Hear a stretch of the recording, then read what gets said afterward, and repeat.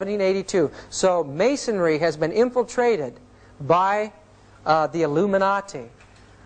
The picture of the eye in the pyramid can be found on books fomenting the ideas of Weishaupt, which caused the French Revolution. And what a horrible revolution it was. Ellen White says it prefigures an event to take place in this entire world. Human beings were slaughtered mercilessly at that time as God's Spirit was withdrawn. The first power to suffer was the church and the heads of state. This was Louis XVI trying to flee the country, and Marie Antoinette destroyed. When Jim and I went into East Berlin, we visited a museum there on communism.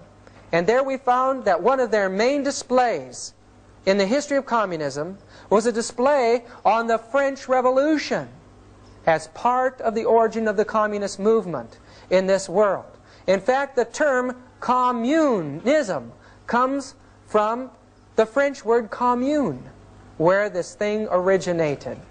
In time, a man by the name of Lemny, and then this man, Mazzini, became a leader in the world revolution, but not fully inducted into the secret orders.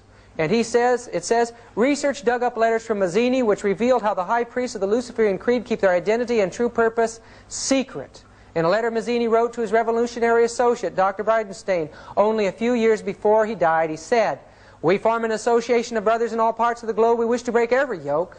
Yet there is one unseen that can be hardly felt. Yet it weighs on us. Whence comes it? Where is it? No one knows. Or at least no one tells. This association is secret, even to us, the veterans of the secret society. Even to those involved in leading out in world revolutions, it was a secret society controlling them behind the scenes."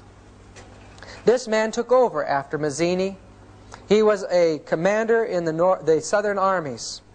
After the war, he settled down to study in Arkansas. And from there, this man with a tremendous mind became one of the world's most renowned authorities on pagan idolatry. He became the leader of the Illuminati in time. This that I'm about to read is a letter to the Palladian Council, written July 14, 1889, from Albert Pike. He, like Weishaupt, was the head of the Luciferian conspiracy in his day, Pawns in the Game by Guy Carr. And here is the letter. That which we say to the crowd is we worship God, but it is a God that one worships without superstition. The religion should be, by all us initiates of the high degree, maintained in the purity of the Luciferian doctrine. Yes, Lucifer is God. And unfortunately, Adonai, the name they give the Christians, is God also, for the absolute can exist only as two gods. So they're saying that Jesus, or God, is both good and evil.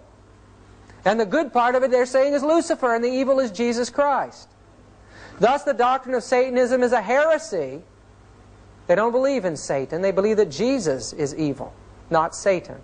And the true and pure philosophical religion is the belief in Lucifer, the equal of Christ, or Adonai. But Lucifer, God of light and God of good, is struggling for humanity against Adonai, the God of darkness and evil. Albert Pike. Isn't that amazing what these people believe? They're worshippers of Lucifer. And friends, this is their plan. We shall unleash the nihilists and the atheists, or the Nazis, he says here. Those who are working in favor of the Christian world, the atheists who are working against it. And we shall provoke a formidable social cataclysm, which in all its horror will show clear to the nations the effect of absolute atheism, the origin of savagery, and the most bloody turmoil. Then everywhere the citizens obliged to defend themselves against the world minority of revolutionaries will exterminate those destroyers of civilization in the multitude, disillusioned with Christianity, anxious for an ideal, but without knowing where to render its adoration, will receive the true light through the universal manifestation of the pure doctrine of Lucifer, finally out in public view, a manifestation which will result from the general reactionary movement which will follow the destruction of Christianity and